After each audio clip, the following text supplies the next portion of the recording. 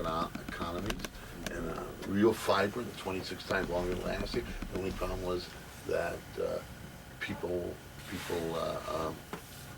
couldn't harvest it quickly enough, and by the time machinery came about, it was outlawed.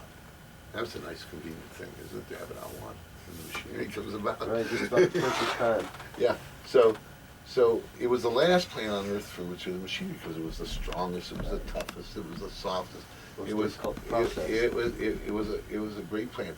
They cut it by hand for 10,000 years. Like No other way. China, currently. Right, but as soon as they started cutting by machine, and they had a machine that could cut it down, it knocked about 50–60% of the labor. And as soon as they had the machines that could be corticated like there, they had 90% labor, and they had the leftover stalks, and the fiber was better with the instant decorticator than it was if you let it do the normal retting or rotting station in the fields. Yeah. So it was like a miracle. And you find there's a corporation in the backwards. I mean, it's so phenomenal to believe that a corporation could be this evil that you either believe you're misinterpreting the information, or you're not giving enough room for accident. That DuPont could know that through its politicians and its political pull, that if it was not help, that they had outlawed the one competitor that they had for nylon. And I don't think any government had ever gotten away with it before. And I don't think they thought they could get away with it. They were still just haven't gotten away with it. Well, they have. Well, did you know about it? When did you know that hemp was marijuana? How long ago? I first learned about hemp being marijuana through my father. And when? We first learned late 70s. We first learned about the fuel, food, fiber, and fuels through your book. And for me, that was like major affirmation in a research process that had gone on that had to do with lines that were drawn emotionally because of my family, rifts in my family. My father was ostracized from his family, my mom's family, from us, from everybody over this issue, and has taken the stand that you take on it for the last 30 years in northern Michigan, undergoing incarceration and taking a lot of grief, and stood his ground, and that fueled the need for me to find out a little bit more about a lot of things I didn't understand at my time when I studied at Michigan State, which is Michigan State. Yeah, it's one of the oldest agricultural schools in the country. It's a very large, old library, and seemingly unrelated things came together and were affirmed when I read your book. And I remember the night I read it, I stayed up all night reading. I couldn't put it down because there were so many ahas for me. When was this? What year did you read the book? Probably 1989 or 90. The first one that came out. Well, the old white copy? The first, yeah, the skinny one, the little skinny one. The white copy? Yeah, the little one. It had that original cover, but it was that cover. Okay, that was 90. Yeah, the 90 one, whichever one. My father sent it to me through the mail. Yeah. And I read it, and for me, it made me realize why I had put my studies into various areas like magic, magic with a K, and religion, and history. What did you do with religion? Oh, I studied a lot of religion, comparative religious study at Michigan State. And like what? Judaism. What did you come to? Did you come to any theory about it? What's your theory? My theory is that each one of us is on a path, and all of these religions and concepts that we live in are constructs that have been created in the now and that don't exist anywhere in the past or the present, other than what our perceptions of them will hold for us. And so, what we can do is include from ourselves. There's one thing that these I'm talking about: Christianity, Judaism, Mohammedanism, and the Hindu religions. They all have the same art and family base. They're all, once you can interpret their art, and interpreting it is as easy as reading a poem in plain English or a story in plain English, once you know what their codes are, things break. You can't break code unless someone else put it there, otherwise it doesn't make any sense after the first sentence.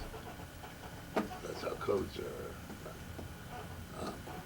We'll go into that after the camera runs out. All right, sounds good. I have a lot of interesting. Okay. So, how that fits into the hemp issue, and we can go into that later.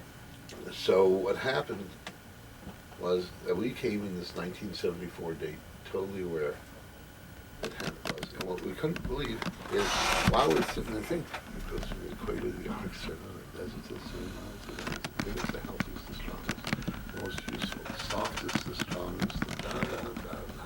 And there's 3.5 million plants on Earth, and this is the biggest, the tallest, the healthiest, the strongest, the best for the soil, the best for other plants to grow in the world.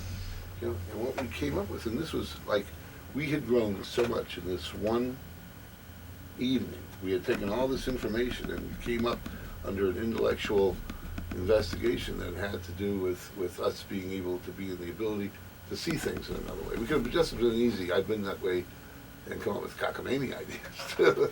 Yeah, right. But this one night, it was like, it was, something was going forth. And when we came down, you know, sometimes when you come down, and you look back over what you were doing the night before, or saying, or thinking, this is a good idea. Right. You're sitting on the other side of yourself. Yeah. So what happened then was we began to realize, and as each day went by, we were able to realize what we were thinking, and it scared us because we were scared we were right now. Right. Now we were scared. We were scared. We were also wrong, because if we were right, the rest of the world was the biggest schmucks on the. We had been made the assholes of the assholes. The churches could be laughing at us with their finger up their tush at us forever if we had believed this cockamamie story, and for the oil companies and for the chemical companies and for the bankers and the insurance companies, we had outlawed a way for Earth not to need 90% of the fucking insurance it has to buy to ship these hazardous cargoes from coast to coast around the world. Yeah. And all these businesses would go kaput. I mean, it would be the biggest joke. It would be just, these businesses aren't necessary in a non-dangerous world at the level that they're necessary. If they're going to go spill someplace in a bay, it's going to cost billions and billions of dollars. We got to stick that on our profit margin. Okay, bad for us this year, but next year we'll get all our money back, and then some the year after, and we'll have it forever. So they learn from their mistakes. They want to buy up all the land. If we turn out right, I guarantee you the oil companies and the giant insurance companies and the great big companies now controlling millions and millions of acres, billions of acres, hundreds of millions of acres anyway, of American lands that used to be individual little 20-acre, 40-acre, 100-acre farms. Right. Now, these giant corporations that control them with poisons and this are just milking the land rather than making it healthy is bad enough. But these people no longer can have the land. Now, we became citizens of the world in about the 10th, 11th, 12th century when we began to fight the churches and Christianity, I'm talking about the people, and began to demand that we be given some autonomy as a cropper on the Lord's manor. And he said, okay, you do these 20 acres for me, I'll give you these 5 acres. You can sell the 5 acres at market. Right. That was your Sharecropper. pay, sharecropper. Right. You know, or something like that. And then, but you're in debt to the land. You can't leave the land. You can't send your son off.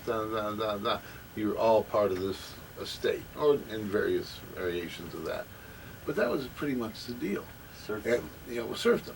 Well, we're going back into serfdom. The biggest fear I have is we're going back into serfdom on the land. Even if we win this, these oil companies have created so much wealth out of their filth, and the newspaper companies are now giants who came from the oil companies who came from this money So that out of their control of the press, it's hard to get the information in a dedicated way across until we get to the people. Email would save it, but now the government wants to go in there and be able to twist email if they want to do it. They're not going to be able to do it though. No, I hope so. So, here's the problem is that the government has come in. Let's see, where were we? Just a second ago. Well, you had made this revelation and you were looking it over the next morning, kind of thinking Okay. about how it all came together. And Okay, if I'll go back to that part. And Well- sorry, folks, if we sliced there, but we spaced there. that was a great, interesting story about the unfolding. No, you were of- talking about serfdom and the whole. Oh, right, I business wanted to end of finish up system. that serfdom. Well, that's what we're going back into now. That serfdom that we used to have 1,000 years ago, it's come back where we became individual farmers in the 14th, 15th, 16th, 17th, 18th, 19th century. We were individual farmers. We were proud of our acreage and our land and our bottomlands, and we farmed it. We were 40 million American farmers here in the 1920s and 1930s. We were still learning about how not to overwork the soil, how to rotate the soil so if a windstorm came along and didn't blow all your top dust away for 6 years and you were in Oklahoma, you know, and, Right. and so we were still learning, but all of a sudden the farmers have been bought up. We've gone broke because the manufacturers turned to synthetic. We don't need the farmers to provide those items. And pretty soon the farms, well, one guy grew to 2 farms and 3 farms, and machinery left, and then he sold it to a corporation, sold to bigger corporations. And now these farms from here in the San Joaquin Valley, which to all over the United States, are being owned by larger and larger and larger and larger and larger corporations. And they put you back to work as a serf on the land, something you were 1,000 years ago. And you will no longer have say over land, but a few giant, powerful corporations will have say over all the land. And the people will just become serfs farming their land. I don't know. I mean, for me, it's hard for me to philosophize. I don't want to take corporations or do away with corporations at all. I think maybe they should be able to have 1,000 acres of land or 5,000 acres of land in a state or something like that for experimental purposes as they sell their products. But I really think that land, in the farming sense, needs to be as much controlled by individuals and individual families. I don't know how to bring it about, but I'm afraid of corporations. I'm afraid when they decide to do war with the world, they can fuck up. And if anybody decides to screw one of those guys up and screw up their computers, games could go on that we can't even picture or imagine.